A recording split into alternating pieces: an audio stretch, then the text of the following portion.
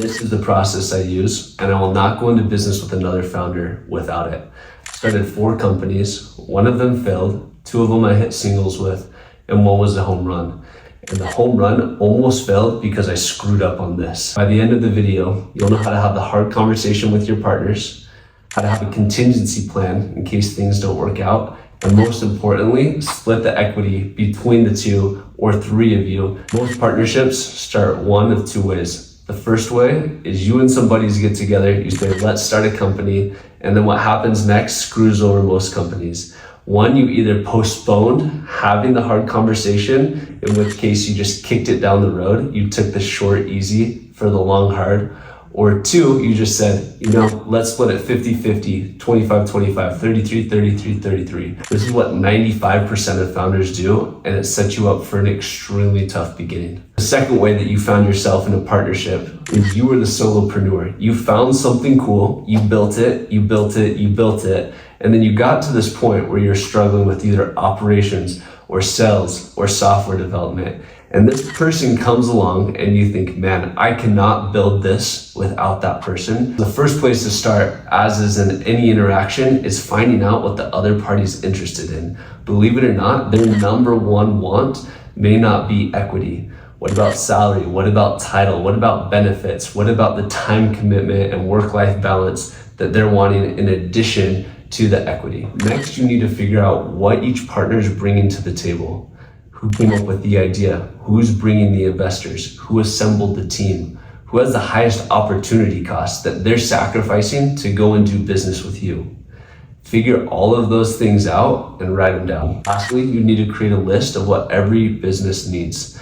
So it's going to be CEO. Who is going to be the head of the company? And co-heads do not work.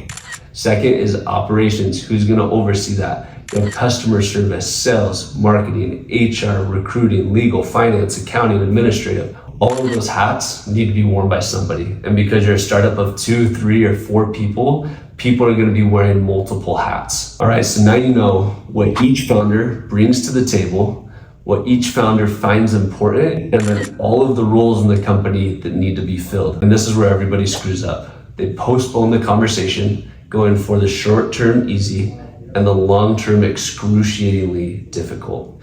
If you can't have this conversation, stop right now. Do not be an entrepreneur.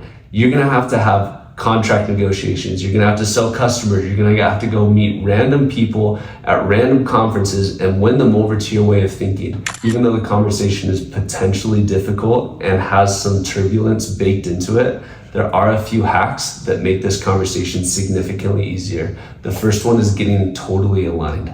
Getting aligned on the negotiation means you align behind the concept that this is a win-win or we walk away. If it ever turns into a lose for one party, it's gonna turn into a lose for both parties. So now you have everything laid out. You have what's important to people, what they bring to the table, and the roles that need to be filled, and everything's filled out. As you go through this process, sitting down and writing names next to everything, it's gonna become apparent that no 2 people are bringing the same amount of value to the company. As you have the conversation week and week and month after month, you're going to see the same things continue to come up, and it's going to align over time. The thing that you must not do is push the conversation off. That you started the conversation, it's gonna become extremely clear what the equity split should be. Have the conversation a few times over weeks and then over months. We're just gonna take a step back and distribute the equity evenly. The chance that everyone's bringing equal value is almost 0. As you have these conversations continually, you're eventually gonna come to consensus. At that point, there are 2 possible outcomes. One, you're gonna become wildly successful. Everyone does what they said they were going to do, and you get to hold hands and sing Kumbaya.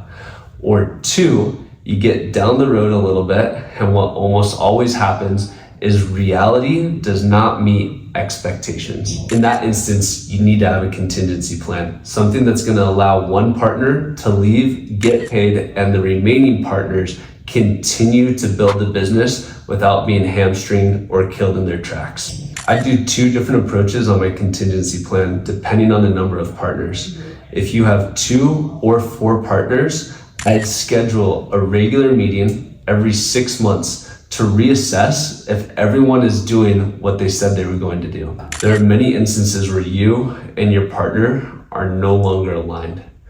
And in those instances, you need to have a safety net set up so that you can depart and the business can continue growing. The very best method for this is a shotgun clause.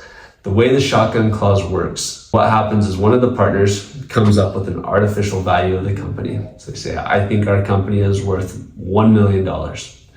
Then they go to the partner and they say, I will buy your shares. Now, partner number 2 that received that offer now has the option to take the offer, and then they can leave and go take their cash, and partner 1 is happy. It's a win for them, and this partner gets to move forward. The second option is the partner rejects the offer from the first partner and is able to purchase the first partner's shares at the exact same deal that they just received. So it'd be the same $1 million valuation. The method is brilliant because it prevents either of the founders from inflating or deflating the value based on what they prefer. It's an extremely fair way to do it.